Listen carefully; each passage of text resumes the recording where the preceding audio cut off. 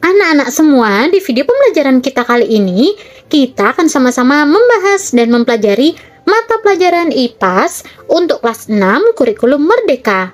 Kita akan sama-sama belajar di bab 4, Indonesia dan Masyarakat Dunia di bagian topik A, yaitu hubungan antar negara. Nah, anak-anak, pembahasan kita kali ini ada di halaman 79 sampai dengan 86 di buku kalian. Nah, sekarang apakah anak-anak sudah siap? Kalau sudah siap, yuk kita langsung saja mulai pembahasannya. Perhatikan baik-baik ya. Yuk kita ke pembahasan.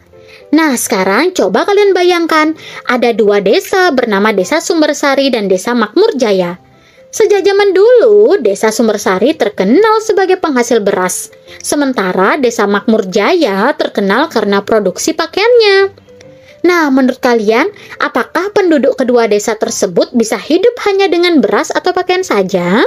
Lalu apa yang harus dilakukan? Nah, betul sekali.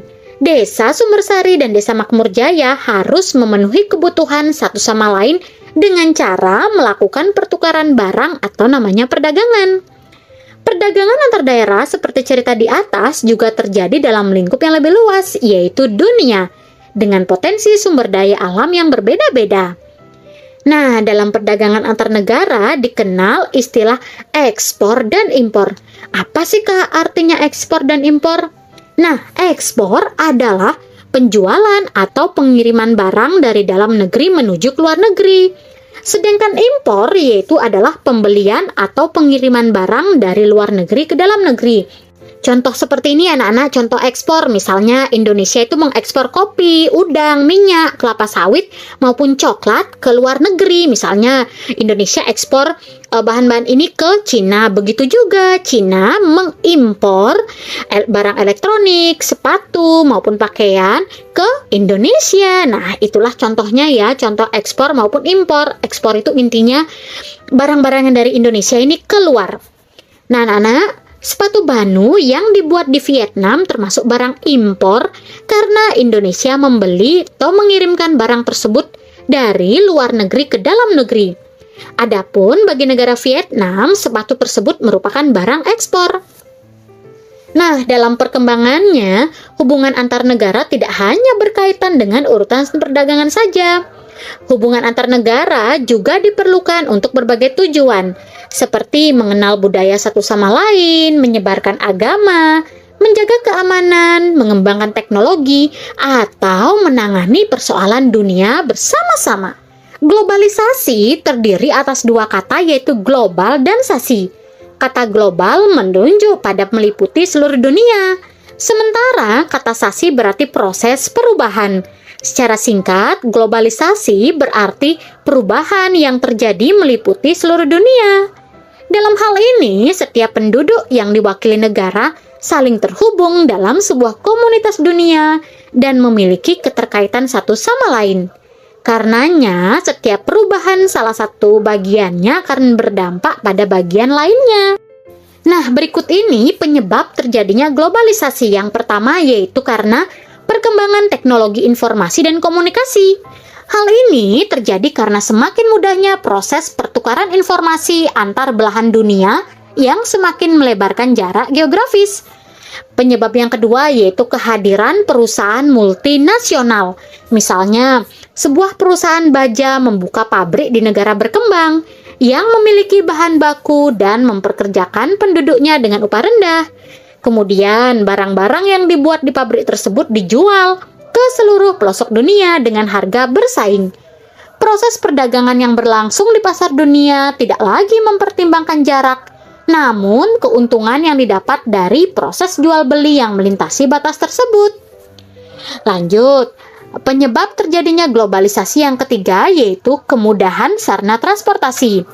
Nah, jika pada zaman dahulu manusia harus menempuh waktu berhari-hari untuk melintasi sebuah kota, kini jarak tersebut bisa ditempuh dengan sekejap saja. Melintasi benua bukan lagi perkara sulit. Tak hanya itu, perkembangan transportasi juga berperan penting dalam hal pendistribusian barang atau jasa dari suatu negara ke negara lain. Kak, lalu apa dampak positifnya dengan adanya globalisasi? Yaitu dampak positif yang pertama, semakin dinamisnya sistem komunikasi dan transportasi manusia.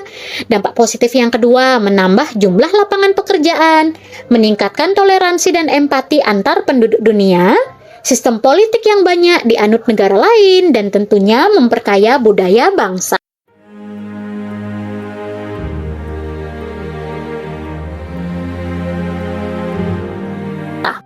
Nah, itu tadi dampak positifnya. Lalu ada dampak negatifnya, anak-anak. Ternyata dalam bidang kesehatan, buruknya kualitas pelayanan kesehatan di negara berkembang membuat masyarakat lebih memilih negara maju untuk mendapatkan pelayanan kesehatan. Hal itu tentu tidak baik, membuat situasi menjadi lebih baik. Ditinggalkan dan diabaikan pasien membuat rumah sakit ini lebih jatuh dalam hal kualitas karena tidak adanya pemasukan. Padahal biasanya penyakit-penyakit juga muncul sebagai dampak dari globalisasi. Misalnya dengan menjamurnya restoran cepat saji. Ternyata banyak pabrik yang dibuka juga memiliki efek negatif. Salah satunya mengakibatkan pencemaran lingkungan. Belum lagi polusi yang disebabkan bunyi mesin-mesin pabrik juga bisa mengganggu pendengaran. Kemudian dampak negatif dalam bidang sosial dan budaya. Kemudahan pertukaran budaya berkat adanya globalisasi juga dihantui oleh kecepatannya diterima masyarakat. Tapi di sisi lain, kemudahan ini juga bisa mempengaruhi bahkan mengancam keberadaan budaya lokal di negara berkembang. Hal ini dikarenakan penyesuaian yang dilakukan dengan kebiasaan dari negara lain, misalnya saja gaya busana dan kebiasaan makan. Nah, anak-anak semua, perlu kalian ketahui bahwa perkembangan teknologi memudahkan hubungan dan kerjasama antar negara. Hubungan yang kian meningkat ini pun mulai menghapuskan batas-batas geografis antar negara. Oleh karenanya, saat ini sebuah peristiwa yang sedang terjadi di suatu daerah dapat dengan mudah diketahui oleh daerah lainnya di dunia. Begitu pula sebuah perubahan yang terjadi di satu wilayah dunia dapat dengan mudah mempengaruhi atau memberikan dampak bagi wilayah-wilayah di belahan bumi lainnya. Proses perkembangan yang mencakup seluruh dunia ini kemudian disebut dengan yang namanya globalisasi. Nah, seperti ini contohnya, televisi merupakan salah satu teknologi yang memungkinkan masyarakat memperoleh informasi dari berbagai belahan dunia. Nah, globalisasi tidak terjadi dengan sendirinya loh anak-anak. Ada beberapa faktor yang mempengaruhinya, yaitu perkembangan sistem perekonomian dunia, kemajuan teknologi informasi dan komunikasi, serta kemajuan teknologi dalam bidang transportasi. Perkembangan globalisasi juga terjadi seiring dengan kehadiran perusahaan multinasional.